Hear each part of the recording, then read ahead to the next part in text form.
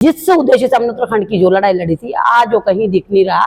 आज मेरा जो हिमालय त्रस्त हो रहा, आज जो हिमालय का सारा सिस्टम त्रस्त हो रहा, उसके लिए जो है वो आने वाली पीढ़ी के लिए, और आने वाली पीढ़ी दूर की बात है, पर कुछ दिनों में जो है ना अमीर लोगों के रहते रहते जो है ना, हमने यही कहा सबसे ज्यादा जो रिस्क फैक्टर है वो उत्तराखंड में है। बिल्कुल। उत्तरकाशी के भूकंप से हमने सबक नहीं लिया। बिल्कुल। उसके बाद हाई सिस्मिक जोन और सबसे ज्यादा जो टेक्टोनिक प्लेट्स का जो यहां पर रिस्क है वो उत्तराखंड में है।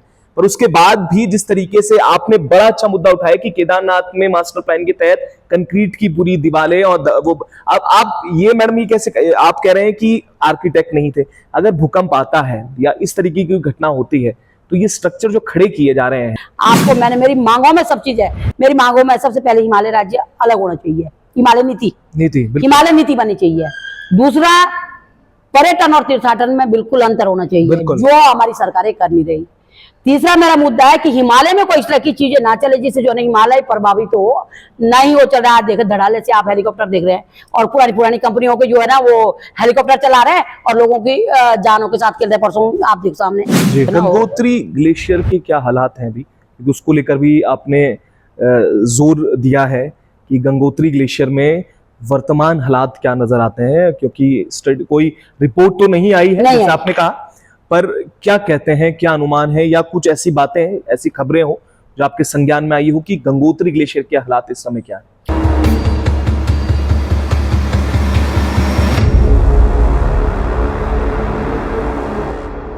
नमस्कार, मैं अमित गोदियाल और आप देख रहे हैं उत्तराखंड हलचल। तो इस समय हम प्रेस क्लब में मौजूद हैं और हमारे साथ शांति ठाकुर जी हैं, जिन्हें ग्लेशियर लेडी भी कहा जाता है, और बहुत महत्वपूर्ण मुद्दे पर उत्तरकाशी से सीधे देहरादून की ओर रुख किया है और एक आज प्रेस वार्ता की है। और वो मुद्दे जो उत्तराखंड के लिए बहुत ज्यादा महत्वपूर्ण है, उनको लेकर कई सवाल भी खड़े किए हैं और कुछ ऐसी चीजें भी बताई हैं जो जानना पूरे उत्तराखंड के लिए बड़ा जरूरी है। तो मैडम, पहले तो मैं यही जानना चाहूंगा, क्योंकि जैसे आपने सवाल उठाए हैं ग्लेशियर्स के, हिम नदी के, और जिस तरीके से जो चेंजेस हो रहे हैं पहाड़ों में, ग्लेशियर्स में, और आपने कई प्रश्न चिन्ह उठाए हैं इसमें, जिसमें आवाजाही को लेकर आपने प्रश्न किए। आपने कहा चारों धामों में जो आवाजाही है, हेलीकॉप्टर है, और जिस तरीके से जो संख्या है वो बढ़ रही है, उसको लेकर बड़ा खतरा उत्तराखंड में है, क्या कहेंगे? देखिए भैया, ये तो मेरा बड़ा सौभाग्य है कि आप लोगों के बीच में हूँ। वैसे जो है ना, ये जो सवाल है मेरे आज के नहीं है। 25 साल से मैं सरकारों के सामने रो रही हूँ, भारत सरकार से रो रही हूँ। इतना तक जो है ना, जितने हिमालय राज्य हैं वहां भी आप मेरे देखेंगे, जितने वहां के मुख्यमंत्री रहे होंगे, मैंने पूरे हिमालय राज्य जी, अपना उत्तराखंड तो खैर क्यों नहीं, मैं हिमाचल भी गई थी, वहां भी जो है ना, उसके बाद जो है ना यहाँ से निशंक जी गए थे। तो मेरी आवाज कोई नई नहीं है और आज नहीं है, लेकिन दुख इस बात को हो रहा है कि 25 सालों से मैं जो है इन मुद्दों को उठा रही है और सरकार जो है ना बिल्कुल सो रखी है। दुख मुझे इस बात, कोई भी सरकार है, मैं किसी एक सरकार को फोकस नहीं करूंगी जी, कोई भी सरकार है, उन्होंने उत्तराखंड के बारे में अच्छा किया ही नहीं। और हमने जो आंदोलन किए थे, जिस उद्देश्य से हमने जो उत्तराखंड लड़ा था, मैं एक आंदोलनकारी हूँ, बहुत डंडे का है उस टाइम भी, लेकिन जिस उद्देश्य से हमने उत्तराखंड की जो लड़ाई लड़ी थी, आज वो कहीं दिख नहीं रहा। आज मेरा जो हिमालय त्रस्त हो रहा, आज जो हिमालय का सारा सिस्टम त्रस्त हो रहा, उसके लिए जो है वो आने वाली पीढ़ी के लिए, और आने वाली पीढ़ी दूर की बात है, पर कुछ दिनों में जो है ना अमीर लोगों के रहते रहते जो है ना ये सारा तहस नहस होने जा रहा। आपको मैं बताऊं जी, 91 में भूकंप आया था, उस टाइम की मैं साक्षी हूँ जी। नैनीताल में एक बहुत बड़ी बैठक हुई जिसमें सारे IAS साइंटिस्ट बैठे थे। तो वहां पे एक बहुत बड़ी एक आवाज उठी थी, बहुत बड़ा एक मुद्दा उठा था कि हिमालय में घर किस तरह के होना चाहिए। बिल्कुल। और वहां पे जो है ना, मैं हिमाचल बॉर्डर की रहने वाली, बंगानी की रहने वाली हूँ, तो मैंने बहुत बड़ा साइंटिस्ट, मैं तो एक कुछ भी नहीं थी, बहुत बड़ा साइंटिस्टों से हॉल बड़ा होता है। जब मैंने सबके सामने अपनी बात रखी, मैंने कहा सर, आज तक ना तो कोई बड़ा बड़ा इंजीनियर होते थे, ना बड़े बड़े जो है ना इस तरह के आर्किटेक्ट होते थे जो मतलब मकानों के, मैंने कहा हमारा छोटा सा राजमिस्त्री, मेरे यहाँ के जो घर बने हैं वो इस तरह से बने कि भूकंप आ जाए, भूकंप का बाप आ जाए, वो टस से मस नहीं होते। बिल्कुल। जो हमारे हिमालय में खपते थे, वहां पे हमारे हिमालय बर्दाश्त क्या करे, लकड़ी, पत्थर, मिट्टी, इसके अलावा हिमालय बर्दाश्त नहीं कर सकता, जो आज नहीं हो रहा। आज आप देख रहे हैं जगह जगह जो है ना, आज कंस्ट्रक्शन की बात करें तो एक ही बिल्डिंग 5-5 मंजिल जो बिल्डिंग बना रहे और पूरा रेत और कंक्रीट का पहाड़ हिमालय को बना के रख दिया। ये बात तो हिमालय की जो बिल्कुल अनदेखी की जा रही। और रही मेरे हिमनदी और ग्लेशियरों की बात, वो तो आज समाप्ति होने जा रहा है। वो आप देख रहे हैं बर्फ में परिवर्तन हो गया, बर्फ अब पड़ नहीं रही, पेड़ सारे कट रहे हैं क्योंकि हम विकास ऐसा विकास कर रहे हैं कि अंधा विकास कर रहे हैं। विकास होना चाहिए लेकिन जो अंधा विकास पहाड़ में हो रहा है वो हिमालय को ले डूबेगा और ले डूब रहा। आप देख रहे हैं हमारे जो है ना रोड एकट्री, और ऐसी रोड एकट्री की पूरा जो है ना पहाड़ों समेटने में नहीं आ रहा, वो पहाड़ गिरे जा रहा, इस तरह की रोड एकट्री। और हमारा जो है हिमालय में जो यात्रा चल रही, ठीक है हमको पैसा चाहिए, मेरे बच्चों को पैसा चाहिए, मेरे जो बेरोजगार बच्चे हैं उनको पैसा चाहिए, लेकिन जिस तरह की जो होड़ आज लग चुकी है, आज जो है केदारनाथ में आप देख रहे हैं पूरा शहरीकरण हो गया। क्या ये केदारनाथ का शहरीकरण जो है ये है सूटेबल है ये, या फिर ये आज की जड़ क्या क्यों हम जो है ना आधुनिकता जो अंदर में चाह रहे हो हम केदारनाथ में चाहे क्या? तो ये हम लोग जो है कुछ लोग है जो जिनको दर्द है, लेकिन बाकी सब लोगों को जो है ना दर्द सबने मिटा दिया है। आपको मैंने मेरी मांगों में सब चीज है, मेरी मांगों में सबसे पहले हिमालय राज्य अलग होना चाहिए, हिमालय नीति हिमालय नीति बननी चाहिए। दूसरा पर्यटन और तीर्थाटन में बिल्कुल अंतर होना चाहिए जो हमारी सरकारें कर नहीं रही। तीसरा मेरा मुद्दा है कि हिमालय में कोई इस तरह की चीजें ना चले जिससे जो है हिमालय प्रभावित हो, नहीं हो चल रहा है। देखे धड़ाले से आप हेलीकॉप्टर देख रहे हैं और पुरानी पुरानी कंपनियों के जो है ना वो हेलीकॉप्टर चला रहे हैं और लोगों की जानों के साथ खेल रहे हैं। परसों आप देख सामने पिछले बार आप इधर देख लो गंगोत्री में, तो ये छोटी छोटी चीजें परसों गंगोत्री में हुआ अभी लेटेस्ट। तो ये और ट्रेन भाई इन्होंने जो है ना इधर वाली वैली को तो खत्म कर दिया, यहाँ तो इन्होंने कर दिया जो पहाड़ों से अंदर से सुरंग बनानी थी वो तो बना दी, जो पहाड़ों को अंदर से खोदना तो दुखना। पर उत्तरकाशी को भी अभी मैं सुन रही कि वहां भी जो है ना ये लोग प्लान बना रहे हैं। तो मेरी जब तक मैं जिंदा हूँ इस मकसद को तो इनको मैं पूरा नहीं होने दूंगा। मैडम ये बड़ा सवाल है कि ये जो सारे मुद्दे हैं ये सबसे महत्वपूर्ण है, और इसलिए भी क्योंकि जैसे आपने कहा कि तीर्थाटन और पर्यटन में बड़ा फर्क होता है, बिल्कुल जो आपने डिफरेंशिएट किया है। दूसरी चीज आपने एक बड़ा अच्छा उदाहरण दिया जो शायद आज लोग भूलते जा रहे हैं। आपने कहा उत्तरकाशी जैसी जगहों में स्ट्रक्चर जो डेवलप बनाए जाते थे घरों के, वो लकड़ी खत्म हो गया, अब वो इसलिए बिल्कुल खत्म हो गया, कंक्रीट में तब्दील हो गए। और वही चीज आपने मास्टर प्लान केदारनाथ के लिए हवाला दिया, उदाहरण दिया। आपने कहा क्या वो सूटेबल है केदारनाथ के लिए? हमने यही कहा सबसे ज्यादा जो रिस्क फैक्टर है वो उत्तराखंड में है। उत्तरकाशी के भूकंप से हमने सबक नहीं लिया, उसके बाद हाई सिस्मिक जोन और सबसे ज्यादा जो टेक्टोनिक प्लेट्स का जो यहाँ पर रिस्क है वो उत्तराखंड में है। पर उसके बाद भी जिस तरीके से आपने बड़ा अच्छा मुद्दा उठाया कि केदारनाथ में मास्टर प्लान के तहत कंक्रीट की पूरी दीवारें और वो आप ये मैडम ये कैसे आप कह रहे हैं कि आर्किटेक्ट नहीं थे? अगर भूकंप आता है या इस तरीके की घटना होती है तो ये स्ट्रक्चर जो खड़े किए जा रहे हैं उसमें क्या होगा उसके बाद?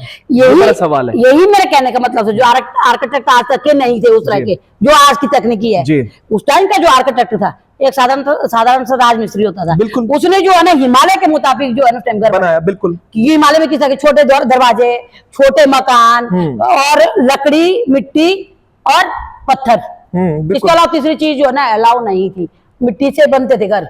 तो वो उस टाइम के आर्किटेक्ट की तो बुद्धिमान था। और आज का आर्किटेक्ट, अब मैं तो किसी की काट करूंगी, लेकिन जो मास्टर प्लान आज जो है ना केदारनाथ में बद्रीनाथ में चल रहा, ये जो है आने वाले वक्त में जो है ना मुझे तो नहीं लग रहा कि ज्यादा समय नहीं लगेगा। जिस तरह से केदारनाथ को जो है ना अभी भाई अभी तो 4 साल भी नहीं बीते केदारनाथ के हादसे को। बिल्कुल उसके बाद तुम जो अनुशासन को भूल के तुम जो है ना वहां पे पूरा शहरीकरण कर रहे हो, तो ये सरकारों के लिए गलत है। और सरकार जो ये इस तरह के प्लानिंग बना रही है बिल्कुल अच्छा नहीं है।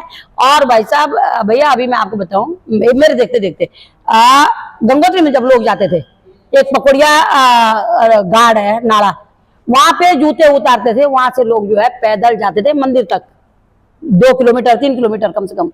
और आज की डेट में जो है ना मंदिर के अंदर दारू भी पिए जा रही, मांस भी खाया जा रहा। और वही जो मैं आपको, मेरे पास फोटो नहीं है, जो मेरा आंदोलन था जब मैं वहां पे कनकू से पहले उसमें बैठी धरने में, तो पहला 2 दिन जब मेरे को हो गए थे आंदोलन चलाते, तीसरे दिन क्या हुआ, माँ गंगा ने क्या चमत्कार देखो, वहां मेरे पीछे सब पड़ गए पंडे लोग भी कि शांति ठाकुर पता नहीं कौन है, कहाँ से आई, क्या नेतागिरी कर रही। तो मैंने कहा भैया मेरे को गंगा जी ने भेजा, और वाकई में मेरे को उसी ने भेजा, कोई मेरे से करवा रही, मेरी इतनी बड़ी ताकत नहीं है, ना मेरे पास पैसा है, ना मेरे पास इतना ज्यादा लोग है। जब जो है ना सारे लोगों ने मेरा वहां पे वो करना शुरू कर दिया कि पता नहीं क्यों आ रही क्या आ रही, पर गंगा जी ने तीसरे दिन बेटा क्या चीज दिखाई, इतना मीट, कच्चा मीट, और एक बोतल बियर, एक बोतल पेटी दारू, एक पेटी बियर की, और कहाँ ले जा रहे थे, भोज भाषा तपोवन। जब गोरखे को मैंने पकड़ा कि पहले तो मैंने बंद करते रही, मैंने कहा भाई कोई नहीं जाएगा, तो 2-3 दिन बहस करते हो गए तो मैंने कहा भैया अपना आप ही माँ ने प्रेरणा दी कि इतने जल्दी नहीं हो पाएगा। फिर क्या हुआ कि मैंने कहा ऐसा करती हूँ, अभी इनके बैग चेक करती हूँ, मैंने कहा अभी तो जल्दी तो नहीं होगा, मैं एकदम आगे चाहूंगी कि कोई नहीं जाए, तो ऐसा नहीं हो सकता। मैंने बैग चेक करना शुरू किया कि कौन क्या क्या, एक गया, दूसरा गया, तीसरा गया, चौथा जो है ना एक लड़का आया, नेपाली लड़का, जब उसका बैग खोला तो मेरे हाथ पैर ढीले हो गए।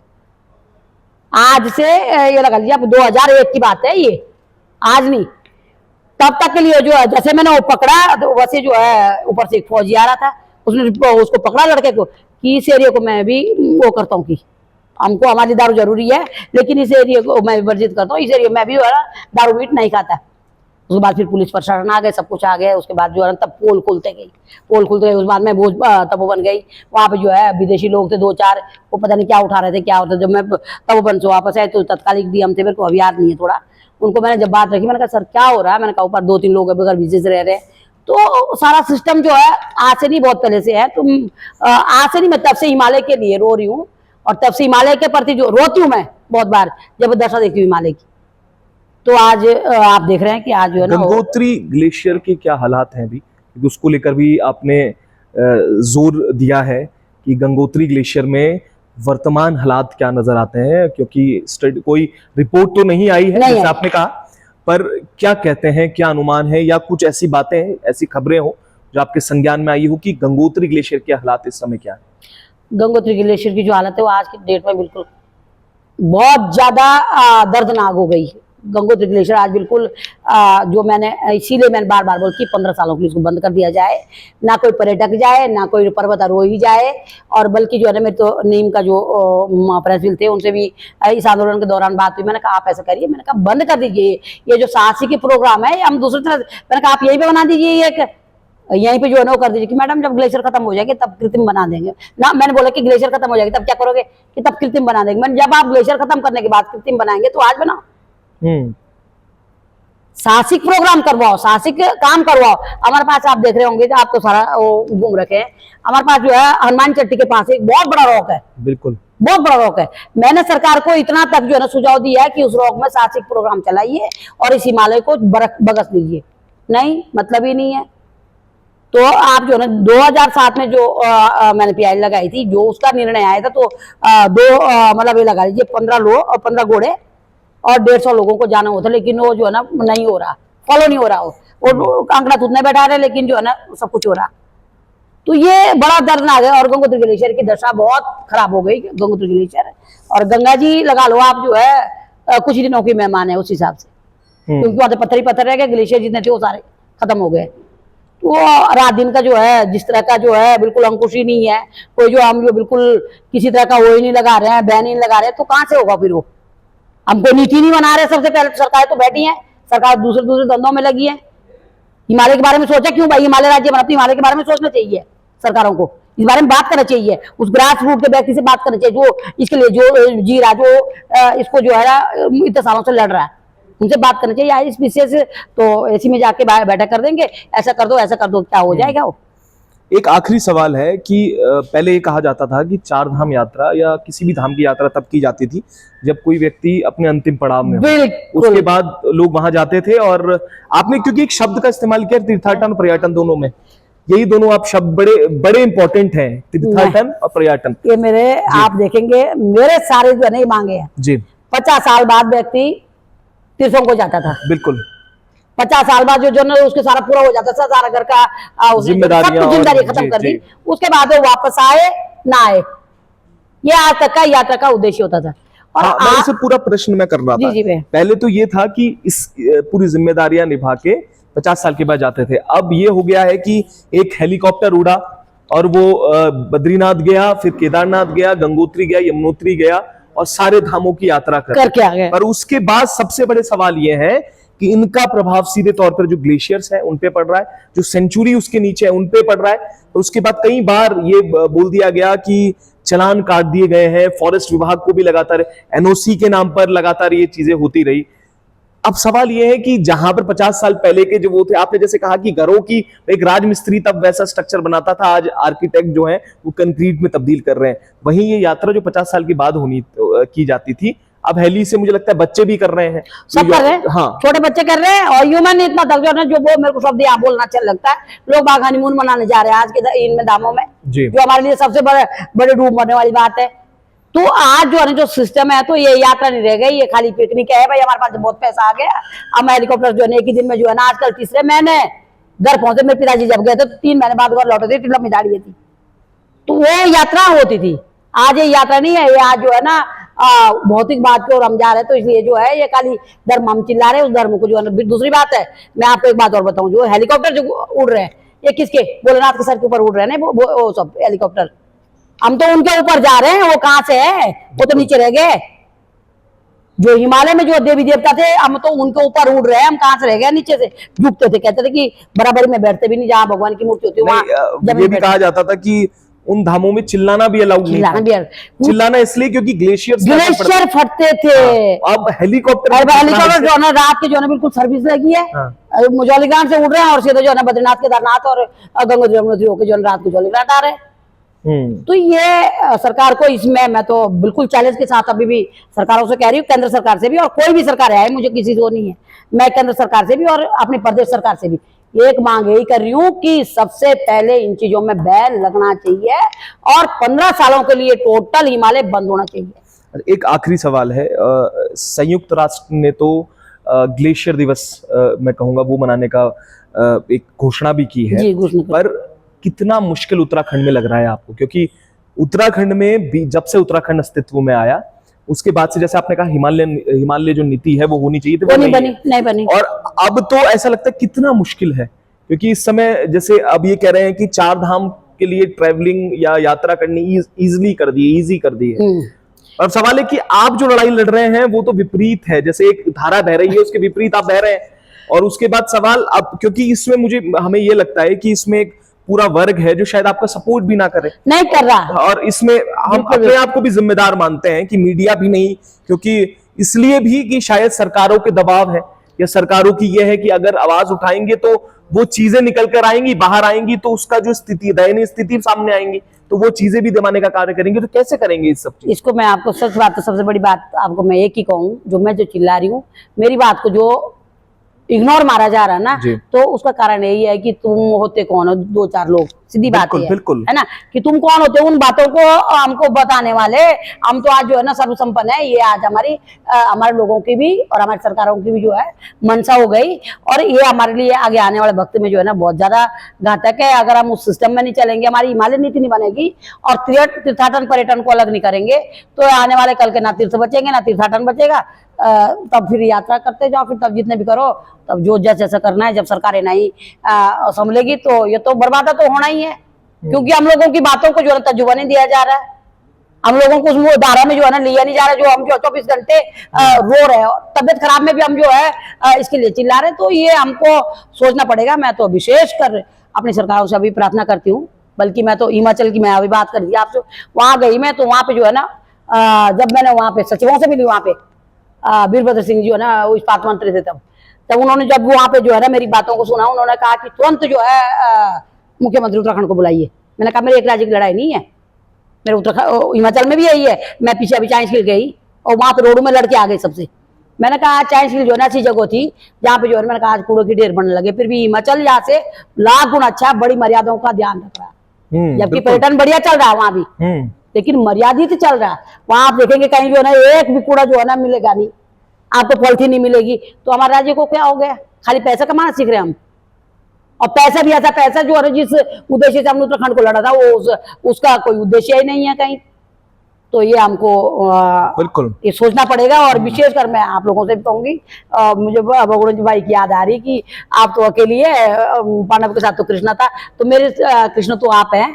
इस आवाज को जितना होगा, तो ये है कि जहां तक आप ग्लेशियर संरक्षण दिवस की बात हो रही, अगर अभी भी जो है कोई बात नहीं, संयुक्त राष्ट्र ने अपने आप किया। अगर अभी भी मेरी सरकार को लगता है तो 14 जून से जो है ना, मैं 25 सालों से मनाते आ रही हूँ, 14 जून को जो है ना ग्लेशियर संरक्षण दिवस मनाए, और जो है ना इसके बारे में जागृति हो। ग्लेशियर जब रहेंगे तभी हम भी रहेंगे। ग्लेशियर कैसे समाप्त होंगे, तो उसके लिए तो जो है ना, अगर हम इसको मनाते हैं तो सबसे पहले हमको जो है ना अपने आप उसमें रहना पड़ेगा, मर्यादा में, क्योंकि ग्लेशियर का संरक्षण तो तब होगा जब हम जो है ना इन सब चीजों को बंद करेंगे। और ये एक मेरी अभी है कि बच्चों को सिलेबस में आना चाहिए, और सरकार इसलिए इसमें विफल है, ये मैं यहाँ पे डंक से बोल रही हूँ, मैं डरती हूँ। बिल्कुल। सरकार इसलिए विफल है क्योंकि जो मेरे इसमें नियम है, जो मैंने मांग कर रखी है, अगर सरकार इसको लागू करती तो सरकार को ये मांगे मानने पड़ेगी, इसलिए ग्लेशियर संरक्षण दिवस ही नहीं मनाना। तुम जो चिल्लाते रहो, इसमें मेरी मांग तो यही है, हिमालय नीति बने, हिमालय को 15 सालों के लिए बंद कर दिया जाए, हेलीकॉप्टर नहीं चले, यात्रा चले तो सुचारू चले, 50 साल के बाद लोग यात्रा में भेजे, निचले स्तरों को जो है ना पर्यटन स्थल बनाए। बिल्कुल। तो ये तो सरकार ने करना नहीं है, इसलिए जो है ग्लेशियर संरक्षण दिवस ही नहीं मनाती फिर बस। और सबसे बड़ा सवाल तो ये भी है कि अगर ग्लेशियर संरक्षण दिवस मनाया भी जाए तो, क्योंकि हमने तो ये भी देखा है कि हरेला भी मनाया जाता है, और उसके बाद क्या होता है वो सबको मालूम है। सवाल ये है कि नीति तो बने, पर कितना उसे धरातल पे उतार के कार्य किया जा रहा है वो सबसे महत्वपूर्ण है। क्योंकि हरेला दिवस भी मना रहे हैं, कितनी हरियाली हो गई है उत्तराखंड में वो भी सबको मालूम है, थी हरियाली भी साफ हो रही, बल्कि हम हरेला दिवस मनाते हैं इसलिए। आपको ये मैं बात बता रही हूँ, वही बात अभी बोल रही थी मैं। अभी जो है वहां से क्या नाम आपके हरसील से वहां तक बैरोघाटी तक जो गण लगा है सब देख सकते हैं।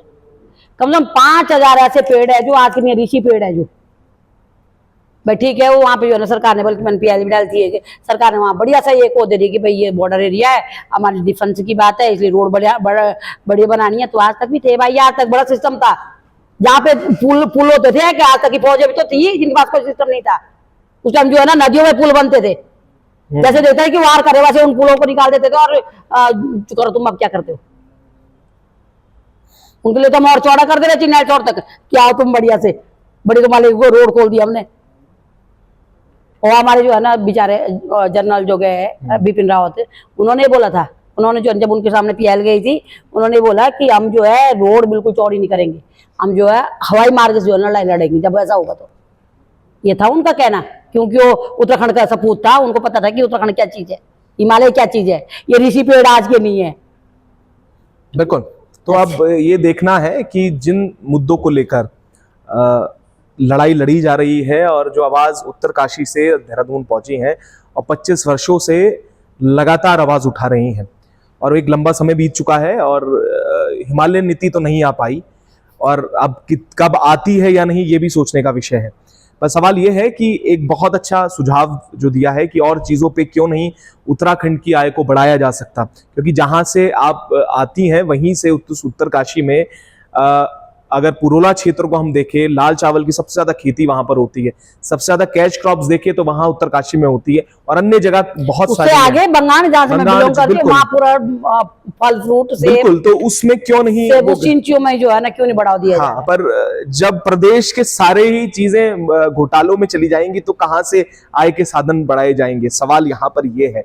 क्योंकि अब देखना यह है कि हिमालय नीति की ओर बढ़ता उत्तराखंड, या यही चीजें जो अभी तक चली आ रही हैं वो यूं ही चलती रहेंगी, और कितने बरस और लगेंगे कि जब ग्लेशियर का अस्तित्व समाप्त होने की कगार पे खड़ा हो जाएगा, शायद तब ये सार्वजनिक कहे कि अब कृत्रिम ग्लेशियर बनाने की जरूरत आ चुकी है। तो हम भी लगातार आपको अपडेट करते रहेंगे, तब तक के लिए जुड़े रहिएगा और देखते रहिएगा।